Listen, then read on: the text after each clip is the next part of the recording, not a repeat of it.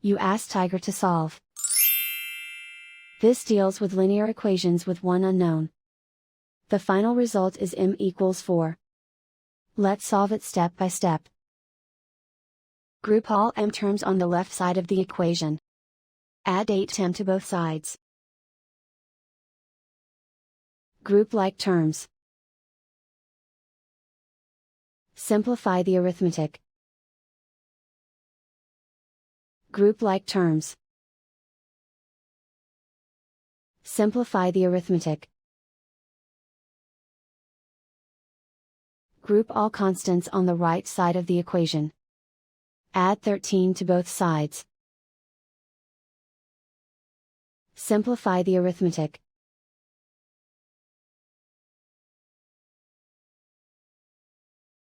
Isolate the m.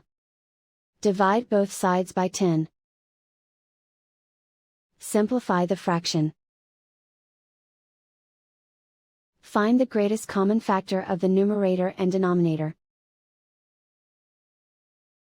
Factor out and cancel the greatest common factor. And so the final result is m equals 4.